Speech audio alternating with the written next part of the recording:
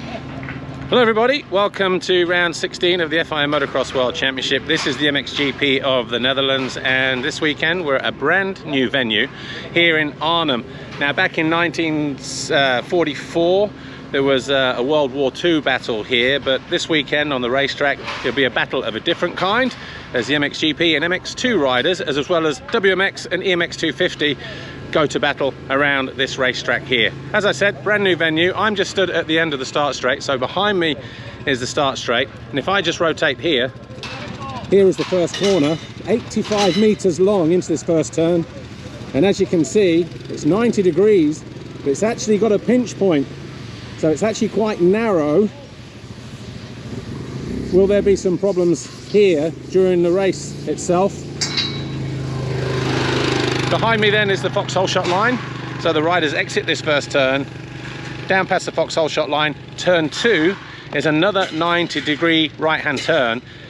Now, coming into this, I'd heard various reports that this track is going to be deep sand, but just being here today, looking around, looks like it's actually going to be more firm, more of a hard pack sand, like a Valkenswaard for instance.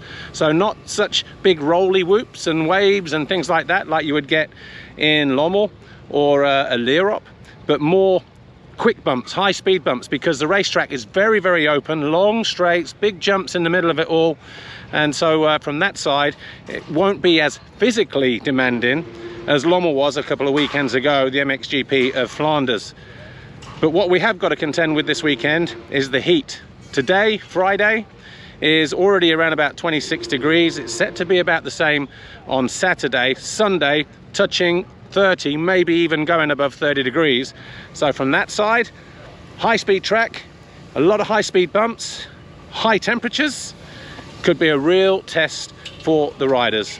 Anyway, that's the start straight, that's the first turn here. I'm just going to go over to another part of the track. Yeah, there are lots of big jumps here and all the rest of it. Typical Dutch tracks have them as well, you know, the long speed jumps, flat landings, that kind of thing. But around about half a lap into the race, into the racetrack, there's a series of waves. Now there's 7 waves in total, one more at the end of the straight if you take the inside. Not sure if people are going to take them as a double or as mono on the back wheel. They probably will start out as double all the way through, but they're big, they're quite far apart. Let's take a look at that part of the racetrack right now. Actually, before I go to the wave section in the middle of the circuit, just bumped into a rider here who's walking the track, Max Spies from KTM Cossack. And Max, great to see you. Hey. You're coming towards the end of your track walk here. First impressions of the track. Have you been here before, first of all? I was here the last time with Fantic 2 years ago practicing, but yeah, the track looks quite nice. It looks challenging also, so I think it's a 450 track again, and we will see how the lines will develop, but I think it's gonna be a second Lommel with more jumps. But does it get deep here? Because it looks like Valkenswaard, where it's quite firm.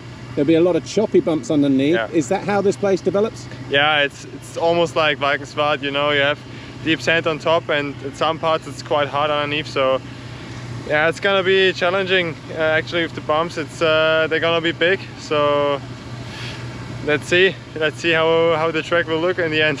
How's that first corner? Because just looking at it, that 90 degree left, 90 right, looks quite narrow midway through the turn. Does that cause problems, or do you think it's going to be okay?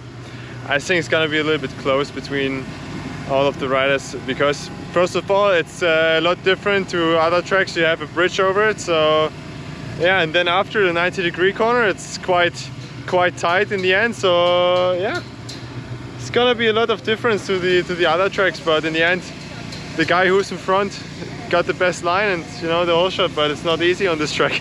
All right, have a good weekend this weekend. Thank you very much. Right, let's go take a look at those waves, shall we? So here I am then at these waves, and just talking to Max Spies a moment ago, I asked him how he would probably go through them, and he said because I'm a big guy on a 450, he'll probably push, meaning like pump his way through them, so on the back wheel. But he seems to think that these waves here will be taken on a 250, maybe double, something like that. But it's one of those parts of the track that is definitely open to interpretation. There will always be a quicker way going through here, but this just gives you an idea as to what they look like. But this straight is about 100 meters long with these waves, and as I said before, a fast track. We've got a nice high-speed corner coming out on the approach. We're going to have hot conditions. The ground is going to be a little bit choppy as well, so going to be a lot of unknowns here, but I would imagine there's going to be positions won and lost on this part of the racetrack.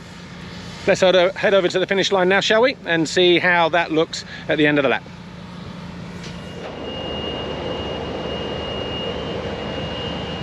So the run towards the final jump on the track then. Just ahead of us there, we come into the finish straight via a 90-degree right-hand turn. And then as we hit the finish line jump, if you've seen, we head over this tabletop.